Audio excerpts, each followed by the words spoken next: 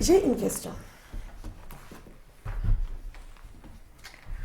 Votre frère Franck, est-ce que vous pouvez nous parler de lui?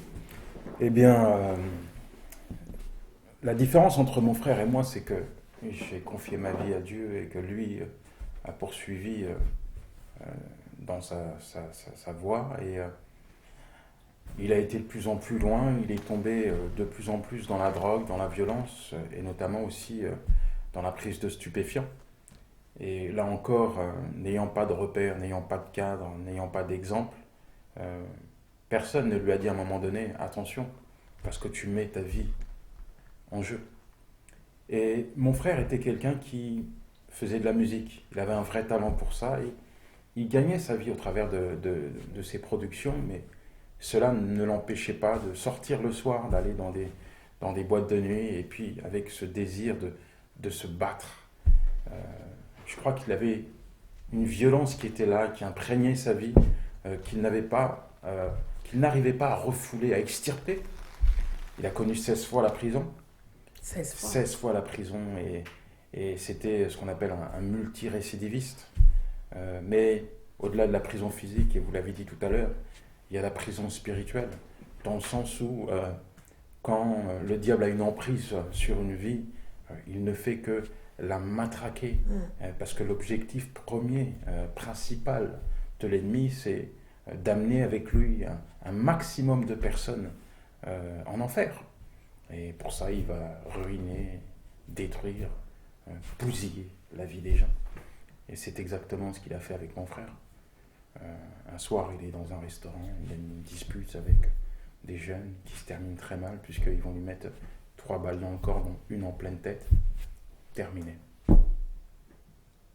Et ce qui m'a poussé, moi, à sortir un peu de ma bulle, parce que j'étais quelqu'un qui n'avait pas vraiment de témoignage, j'avais honte de ma vie.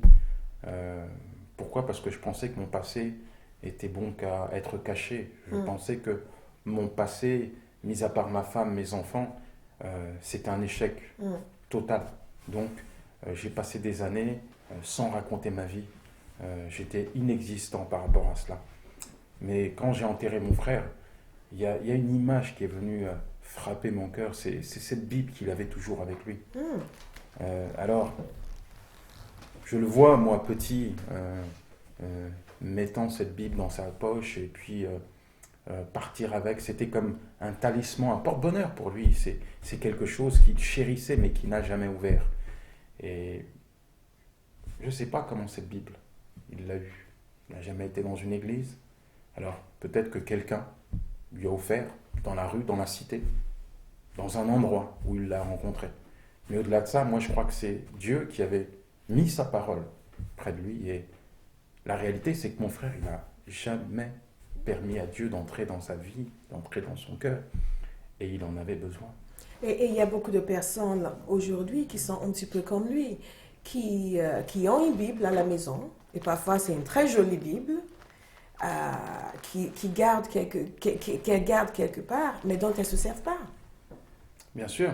Et elles pensent que le seul fait de posséder la Bible va changer quelque chose. Tout à fait. Une Bible, une croix, je ne sais pas quel symbole ou talisman n'est pas synonyme du salut. Tout comme un enfant, du moins un adolescent en âge, ne peut pas se confiner dans l'idée d'être sauvé au travers de la foi de ses parents. Exact. À un moment donné, il faut faire cette démarche, se tourner vers Dieu. Exact. La Bible ne sauve personne, c'est Jésus qui sauve. Donc, voilà, mon frère, il avait cette Bible, il n'a pas fait cette démarche de dire à Jésus, mais Seigneur, j'ai besoin de toi et je veux te confier ma vie, je veux t'accepter comme mon sauveur. Ça, il ne l'a jamais fait. Même s'il a ouvert la Bible, même si peut-être qu'il l'a lu, je ne sais pas comment ça s'est passé, mais il n'a pas confié sa vie à Dieu. Donc, il est resté dans son état. Et la réalité, c'est qu'il en avait besoin. Et qu'à chaque fois qu'il prenait cette Bible, c'est comme si Dieu lui disait, mon enfant, je vois tes souffrances. Je sais dans quel état tu vis. Je veux te toucher. Je veux te toucher. Je veux prendre ton fardeau. J'ai envie de te libérer de cette emprise. J'ai envie de te détacher de la drogue, de ces souffrances. Donc en fait, ce que vous dites, c'est que Dieu est toujours en train d'essayer de communiquer avec nous. Il y a beaucoup de gens qui vivent une vie difficile et qui imaginent que Dieu les a abandonnés. Mais en fait, Dieu ne nous abandonne pas. Dieu ne nous abandonne pas et je crois que la plus grande preuve, c'est que nous sommes encore là. Et on en discutait tout à l'heure. Mais Seigneur, quand tu reviens nous chercher, vous m'avez dit, mais il y a encore des gens à sauver. Et c'est une réalité, c'est que Dieu veut que les gens ne périssent point, Exact. mais qu'ils se tournent vers lui et qu'ils se convertissent et qu'ils vivent. Et c'est pour des gens comme Franck que Jésus est venu. Bien sûr. C'est à cause des gens comme moi que Jésus est venu. C'est à cause des gens comme vous que Jésus est venu. Il est venu pour nous parce que nous avions besoin de lui. Et nous avons besoin de lui. Mais il y a quelque chose d'autre qui m'a frappé dans votre histoire. C'est que le décès de Franck a presque provoqué une crise en vous. Et il fallait faire un choix en ce moment-là. Il y a beaucoup de personnes qui viennent à Christ, qui sont réconciliées avec Dieu. Et il se passe quelque chose de dramatique dans leur vie. Et ils sont face à un choix. Et vous étiez face à un choix. Oui, comme je vous le disais, j'étais un chrétien sans témoignage. J'avais honte de mon histoire. Et à la mort de mon frère, il y a deux choses qui se sont passées. C'est que, premièrement, j'ai retrouvé tous mes anciens amis et j'avais envie de venger mon frère. Pourquoi ? Parce que je trouvais inadmissible que quelqu'un meure à 30 ans et mon frère représentait beaucoup pour moi. Et j'ai dû être confronté à ce dilemme entre choisir d'aller venger mon frère et repartir dans mon ancienne vie parce que quelque part moi-même j'aurais pas pu me le pardonner et puis j'aurais risqué aussi de me retrouver en prison, bref, toute mon existence du passé. Et puis le choix d'abandonner, de déposer, de pardonner, d'être parfois mis de côté par mes anciennes fréquentations, simplement pourquoi ? Parce que j'aurais peut-être été traité de lâche. Oui. Qui aurait pris cela pour de la faiblesse. Ouais, de la faiblesse, quelqu'un de faible. Et voilà, j'ai fait ce choix d'abandonner mon passé. Et comme je le dis souvent, quelque part avec mon frère, c'est une partie de moi qui a été enterrée. Cette ancienne nature, cette ancienne personne violente et toujours à l'affût de faire quelque chose de mauvais. J'ai accepté de me défaire, de me détacher de ça, de cette personne qui, quelque part, ne pouvait pas m'amener dans mon futur. Et là, je suis rentré à la maison et j'ai commencé à écrire mon livre et puis à témoigner, à raconter ce que Dieu avait fait dans ma vie. Pourquoi ? Parce que je réalisais aussi que combien le diable était mauvais et combien des gens comme mon frère étaient encore en vie et qu'il fallait absolument que quelqu'un, non pas que je sois le seul, mais que moi, je puisse contribuer au message de l'évangile et de dire à des gens, peu importe votre état, tu as une solution pour vous. En fait, c'est ça, n'est-ce pas? Jésus est venu, il a fait son travail. Et après, il a confié le travail à son Église. Il nous a dit d'aller et de faire des nations des disciples. Et parfois, nous imaginons que pour aller et pour faire des nations des disciples, nous devons être de grands apôtres, que nous naissons comme de grands apôtres. Mais en réalité, Dieu se sert de ce que nous avons. Il prend l'histoire de notre vie.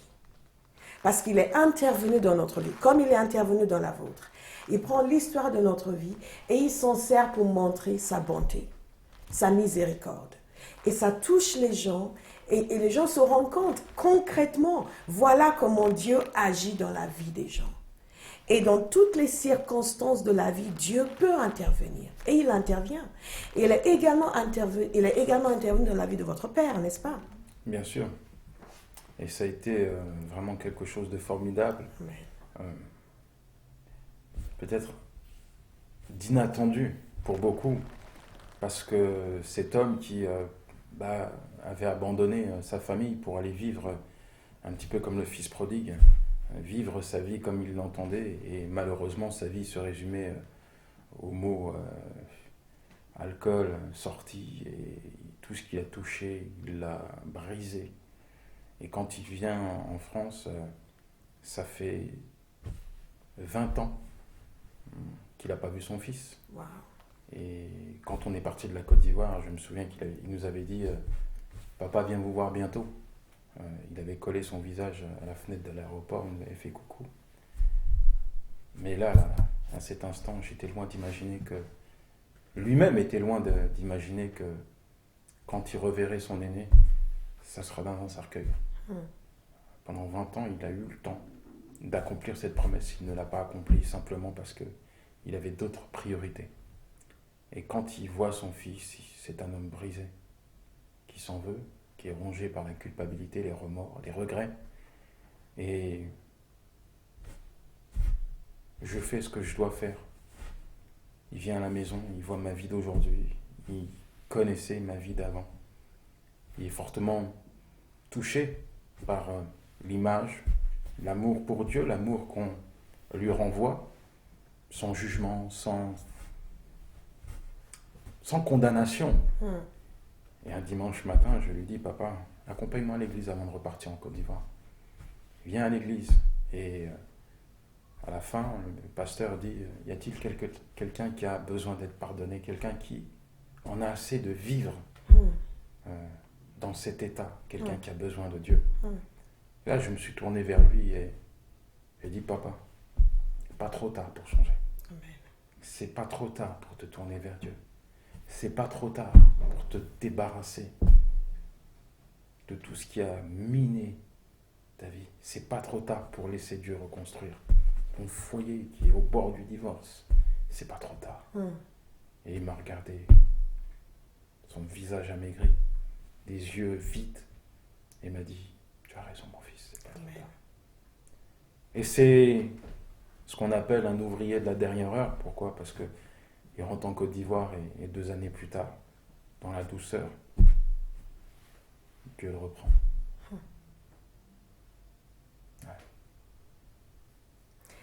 Ce n'est pas trop tard. Et si vous êtes en train de nous regarder, j'ai envie de vous dire la même chose. Ce n'est pas trop tard. Ce n'est jamais trop tard. Tant que vous avez le souffle, vous pouvez connaître Dieu. Peu importe ce que vous avez fait. Peu importe ce par lequel vous êtes passé. Vous savez, Jésus est venu pour nous sauver. Nous ne méritions rien. Il n'est pas venu parce que nous étions bons. Jésus est venu pour sauver des pécheurs. Et parfois, il y a des personnes qui pensent que, ah oui, mais tu ne connais pas mon histoire. J'ai fait des choses abominables. J'ai été exécrable. J'ai détruit la vie des gens. J'ai abandonné mes enfants. Et quel que soit ce que vous avez fait, Jésus est venu pour vous toucher. Jésus est venu pour vous sauver. Et comme le pasteur Yanis vient de dire, ce n'est pas trop tard. Ce n'est jamais trop tard. Tant que vous êtes de ce côté-ci, vous avez la possibilité d'ouvrir votre cœur et de dire, Seigneur Jésus, je crois que tu es le Fils de Dieu. Je crois que tu es Dieu. Je crois que tu es venu sur la terre parce que tu as vu des gens comme moi qui étaient désespérés, qui étaient mauvais, qui étaient méchants, qui étaient séparés de Dieu et qui avaient besoin d'être réconciliés. Simplement, demandez à Jésus. Demandez le pardon et invitez-le dans votre vie. Et il viendra. Et c'est un nouveau départ. Vous avez entendu ce qu'il a dit. C'était son père en ouvrier de la dernière. 2 années après, il est parti. Et c'est exactement ça. Ce n'est jamais, jamais trop tard. Et ça, c'est un message pour quelqu'un aujourd'hui. Ce n'est pas trop tard pour vous. Ce n'est pas trop tard pour vous de faire le changement nécessaire. En réalité, vous n'avez pas beaucoup de choses à faire. Vous avez simplement besoin de faire comme son père a fait. Accepter le pardon de Dieu. Pardonner et accepter le pardon de Dieu. Vous savez, Dieu veut pardonner. Beaucoup de gens dans le monde pensent que Dieu leur en veut. Dieu veut pardonner. Oui, la colère de Dieu est sur les méchants, mais la bonté de Dieu a fait en sorte qu'il approuve le moyen pour nous d'être pardonnés. Et Dieu ne veut pas exprimer sa colère contre nous. C'est pour ça que Jésus est venu, pour que Dieu puisse exprimer sa bonté. Et Dieu veut exprimer sa bonté envers vous aujourd'hui. Il vous aime. Il nous aime. Et c'est pour cela que Jésus est là. Mais j'ai encore des questions à vous poser. Je voudrais savoir ceci. Comment est-ce que vous êtes devenu pasteur? Comment est-ce que vous êtes devenu serviteur de Dieu? Parce qu'on ne sort pas de prison un jour et le lendemain, on commence à annoncer l'évangile. Non, si je suis devenu pasteur, c'est parce que ma femme a trop prié pour moi. Et on en remercie. Donc, il est clair qu'il y avait une soif intense de délecter la parole de Dieu, mais aussi de m'engager dans son œuvre. Et ça s'est fait tout naturellement. J'ai commencé à témoigner en bas de mon escalier, puisque j'habitais donc à Trappes, un secteur très difficile, et je racontais aux jeunes que je rencontrais ce que Dieu avait fait dans ma vie. Et ces gens, après, venaient à la maison pour m'ouvrir leur cœur, me décliner un petit peu leur souffrance, essayer de déposer leur fardeau. Et donc, il y a une cellule qui a été établie, et puis la cellule a grandi. Alors, on a pris une salle, puis une église a été établie, puis j'ai été ordonné pasteur. Voilà, ça s'est fait naturellement. J'ai jamais aspiré à cela, et d'ailleurs, aujourd'hui, je ne fonctionne plus vraiment en tant que tel, mais plutôt en tant qu'évangéliste. Et toujours dans le service de Dieu. Oui, toujours dans le service de Dieu. Mais disons que je vais à la rencontre, au contact des gens. J'aime être sur le terrain. Oui. Là où ça sent mauvais, là où il y a des besoins, des blessés, des gens abandonnés, des drogués, des alcooliques. J'aime aller dans les bars, alors que les gens sont en train de boire de l'alcool. Je témoigne. Je leur dis que moi, hier, j'étais un poivreau et regardez ce que Dieu a fait dans ma vie. Alléluia. J'aime aller voir des drogués dans des squats qui sont en train de se shooter devant moi et leur dire que j'ai une meilleure drogue pour vous, c'est Jésus. Alléluia. Et ça me plaît, ça. J'aime aller voir les prisonniers qui sont là, le regard vide et désespéré, et leur dire, j'étais comme vous hier, mais je me suis tourné vers Dieu, il a brisé ces murs. Et vous avez le droit aujourd'hui, pas demain, même si la société vous a condamné, même si la justice vous a enfermé, séquestré dans cet endroit, vous pouvez vous tourner vers Dieu. Amen. Parce que lui ne va pas vous condamner, il va vous pardonner. Exact. Et c'est ce que Jésus disait. Jésus a dit qu'il n'était pas venu pour condamner. Le monde est déjà condamné, il est venu pour sauver. Et il est encore en train de sauver aujourd'hui. Heureusement. Et il sauve où que l'on soit. Quelle que soit notre histoire, il est là pour nous sauver. Et il a la capacité de le faire. Et ça, c'est vraiment important que les gens le comprennent. Parce qu'il y a des personnes qui pensent que leur situation est désespérée. Ou même, il y a des personnes, et ça, on n'en a pas beaucoup parlé, j'aimerais que nous puissions rebondir sur cela. D'un côté, il y a des gens qui pensent que leur situation est désespérée parce qu'eux, ils ont fait trop de mal. Mais de l'autre côté, il y a des personnes qui sont en colère contre Dieu, qui pensent que les gens leur ont fait trop de mal et qui se disent, mais où est Dieu? Et si c'est votre cas aujourd'hui, j'aimerais que vous écoutiez ce qui va être dit. Parce que nous sommes face à quelqu'un qui a été abandonné, qui a connu la vraie souffrance en tant qu'enfant et qui a grandi sans connaître l'amour. Mais aujourd'hui, il connaît l'amour de Dieu. Aujourd'hui, il connaît l'amour du Père. Et si vous faites partie de ces gens qui doutent de la réalité de Dieu ou de l'amour de Dieu, ou même qui doutent du fait que ou même des gens qui sont en colère contre Dieu à cause de ce qu'ils ont vécu. J'aimerais que vous puissiez écouter cette partie qui va suivre parce que Dieu vous aime et il veut vous toucher. Dites-moi, vous n'avez pas ressenti de colère contre Dieu? Beaucoup de colère. Beaucoup de questionnements. Certains vous diront, c'est le destin. Tu ne peux pas y échapper. Ton histoire, elle est déjà écrite. Et je croyais vraiment que c'était ça. Que j'avais été placé sur la terre pour vivre comme ça. Que je ne pouvais rien y faire. Qu'il y avait une puissance divine là-bas, là-haut, qui m'avait enfermé, confiné dans ce schéma de vie. Mais la vérité, c'est qu'il y a un chemin où on retrouve le diable. Et le diable a toujours une histoire à écrire dans notre vie.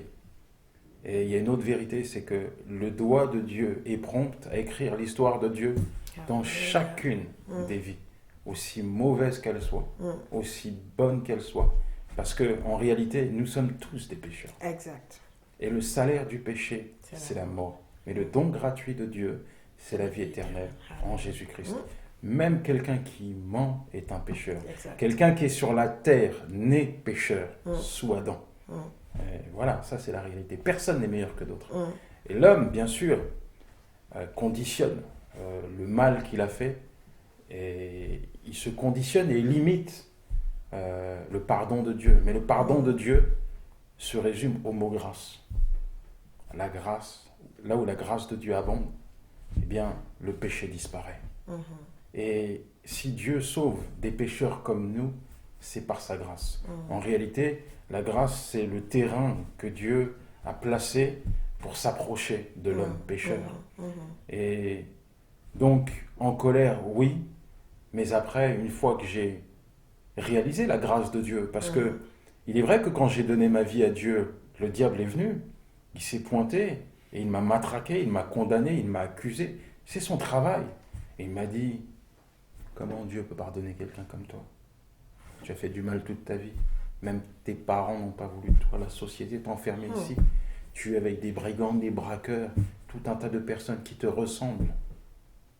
Non, Dieu ne peut pas pardonner quelqu'un comme toi.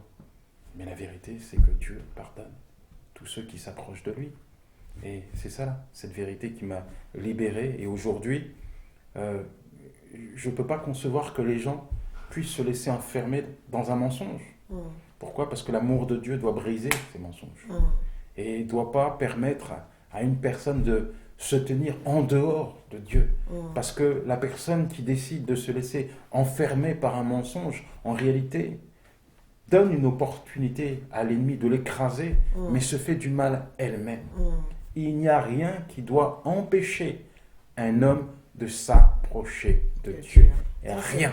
Ça, c'est puissant. Il n'y a rien, et je répète, il n'y a rien qui doit empêcher un homme de s'approcher de Dieu. Il n'y a rien. Ce n'est pas votre vie passée, votre vie présente qui doit vous empêcher de vous approcher de Dieu. Donc, je vois dans ce que vous dites que d'abord, nous n'avons pas à être en colère contre Dieu parce que ce n'est pas lui la source du mal.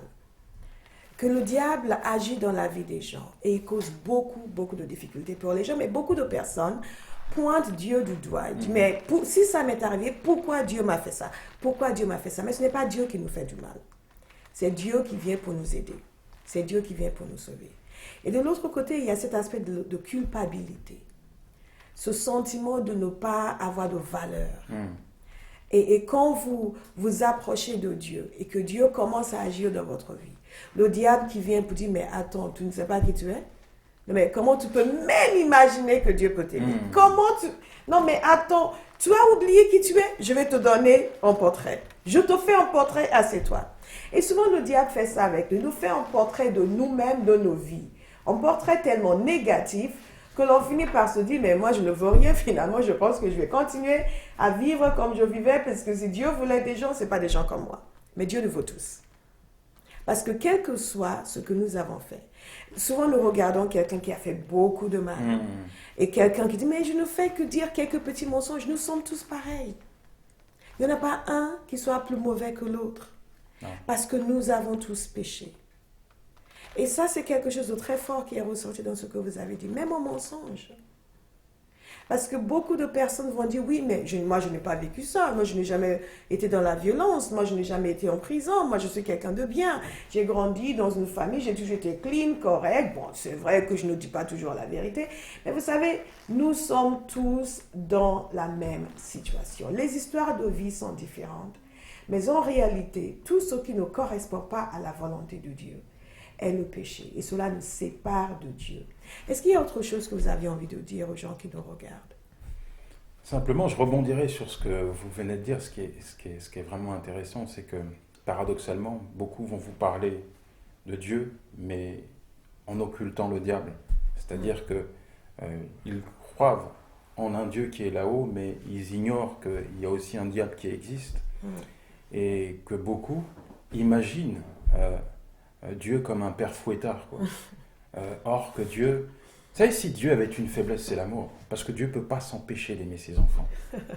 Il a sacrifié son Fils pour sauver ce qu'il aimait le plus, nous.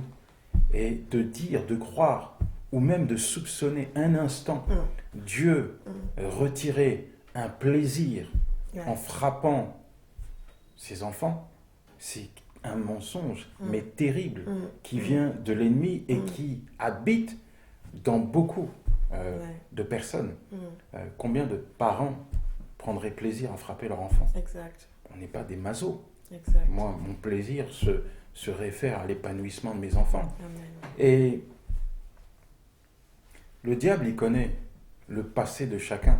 Et c'est là-dessus qu'il va attaquer. Exact. Mais il ignore totalement le futur d'une personne. Ah, c'est merveilleux. Et ça, c'est une vérité.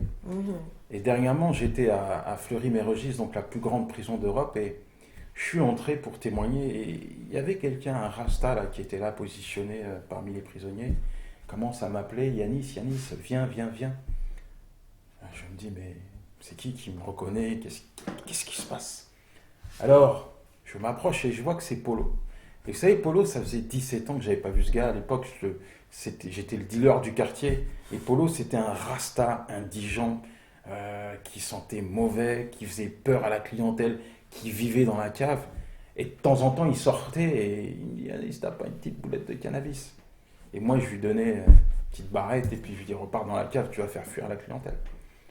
Alors, Polo, il me dit, mais Yanis, qu'est-ce que tu fais là, etc. Je suis content de le voir, il est content de me voir. Et je sais ce qu'il pense dans sa tête ici. Mais Yanis, il est de nouveau incarcéré, je vais avoir de l'argent, je vais avoir du cannabis, je vais pouvoir fumer, cantiner, avoir à manger. Et il a le sourire, il me dit, Yanis, assieds-toi. Je lui dis, non, Polo, je ne suis pas incarcéré là. Je suis venu pour apporter c'est moi l'invité.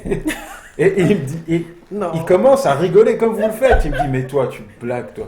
Mais tu n'as jamais respecté quelqu'un, tu ne le respectes même pas. Dieu, allez, assis-toi. Je dis, ok, je m'assois. Et puis tout à coup, le pasteur, il commence à me présenter. Je me lève et puis je vais témoigner à ces gens. Je raconte il est là. De ce que Dieu, bien sûr qu'il est stupéfait. Je regarde, je t'avais dit. Hein. Et puis je témoigne, etc. Et puis à la fin, je fais un appel. Alors les prisonniers s'approchent, ils confient leur vie à Dieu. Et puis c'est au tour de Polo. Et là, pour moi, c'est la réalité qui concrétise ce que vous venez de dire. C'est que Polo, il me dit, voilà, quand j'étais petit, j'allais à l'église avec mes parents, j'allais à l'école du dimanche, je chantais des louanges à la maison. Et puis j'ai commencé à faire des bêtises. Et plus je les ai fait, plus en réalité, j'ai cru que c'est Dieu qui était en train de me frapper. Et qu'à un moment donné, il allait me terminer, il allait me détruire et me jeter en enfer. Et j'avais tellement peur de sa colère que je ne voulais plus aller à l'église. Je ne voulais plus m'approcher de lui, prier comme je le faisais auparavant avec maman. Mais il me dit, Yanis, j'ai entendu ton témoignage. Et moi, je sais quel genre de crapule tu étais. Tu as fait plus de mal que moi je l'ai fait dans mon existence. Et quand j'étais en train de t'écouter, il y a quelque chose qui s'est passé dans mon cœur. Amen. Je me suis dit en moi-même, mais c'est pas possible. Ce n'est pas possible. Si Dieu a pu pardonner quelqu'un comme toi, il peut me pardonner. Il peut me pardonner. Et là, Polo a renoué un contact avec Dieu. Il a confié sa vie à Dieu. Alléluia. Et quand je vois ça, je dis, Seigneur, merci. Tu es un Dieu de grâce. Dieu est un Dieu de grâce. Dieu est un Dieu d'amour. Il est un Dieu de grâce pour vous. Il est un Dieu de grâce pour moi. Je suis très émue par ce que nous venons d'entendre parce que vous savez, chacun de nous a quelqu'un dans son entourage qui va dire si Dieu a pu te pardonner toi, il peut me pardonner moi. Parfois, ça prend des formes différentes. Je me souviens lorsque j'étais à la fac, une amie un jour m'a demandé, au fait, Bola, est-ce que tu crois en Dieu? J'ai dit oui. Il m'a dit, ah bon? Si toi tu crois en Dieu, il n'y a aucune raison pour que moi je ne crois pas en Dieu. Et à partir de là, elle s'est convertie. Et moi, je n'étais pas convertie réellement. Je croyais vaguement en Dieu, mais ce n'était pas la phase où je ne croyais pas à l'existence de Dieu. J'ai vécu cette phase aussi, mais dans cette phase-là, je croyais vaguement à l'existence de Dieu. Et elle m'a regardée parce qu'elle trouvait que j'étais tellement mondaine, que je vivais tellement ma vie d'une façon qui ne correspondait pas aux normes de la petite fille bien sage. Les fêtes tous les week-ends, les soirées, enfin, on était branchés, nous étions les branchés de la fac. Et donc, elle m'a regardée, elle s'est dit, si quelqu'un comme toi peut croire en Dieu, moi aussi je peux croire en Dieu. À partir de là, elle s'est convertie et elle a commencé à aller à l'église. Au jour d'aujourd'hui, elle est toujours chrétienne, plus de 20 ans après. Maintenant, je trahis mon âge. Plus de 20 ans après, elle est toujours avec Dieu. Donc, chacun de nous a quelqu'un dans sa vie qui va suivre notre exemple. Je vous encourage. Si vous ne connaissez pas le Seigneur, donnez votre vie à Jésus et il va la changer. Et non seulement ça, si vous le connaissez, décidez de vivre pleinement pour lui. Parce qu'il y a quelqu'un dans votre entourage qui sera changé à cause de votre témoignage. Je vous remercie d'avoir été avec nous. Merci de m'avoir invité. Ça a été vraiment un plaisir de parler avec vous. Et vous avez dit des choses qui ne sont pas dans le livre, qui m'ont beaucoup béni. Et je crois par la grâce de Dieu que nous aurons d'autres occasions pour parler, pour discuter. Et je suis persuadée que les gens qui nous suivent voudront en entendre encore plus. Que le Seigneur vous garde et qu'il vous bénisse. Et écrivez-nous si vous avez des questions. Et si vous regardez à l'écran, vous allez voir les coordonnées de Pasteur Yanis Gauthier, comment le joindre. Vous allez voir les informations concernant ses films, ses livres. C'est quelqu'un qui a décidé d'aller à fond avec Dieu. Et je crois que c'est le cas pour vous aujourd'hui. Nous tous, nous allons à fond avec Dieu et nous allons changer notre génération. Que Dieu vous bénisse. Cette émission vous a été présentée par la Compagnie Théophile, ministère interéglise fondé par Pasteur Bola Olivia Ogedembe. Notre passion est d'annoncer l'Évangile à travers missions, conférences, émissions télévisées, radio et Internet. Sur notre site, vous trouverez d'autres enseignements qui vont vous encourager, vous bénir et stimuler votre foi. Vous voulez devenir partenaire, nous soutenir en particulier dans la production de cette émission? Vous pouvez aller sur notre site www.compagnietheophile.org, nous appeler au 00 33 6 24 93 60 00 ou nous écrire à admin@compagnietheophile.org. La Compagnie Théophile, la passion pour Dieu, l'amour du prochain.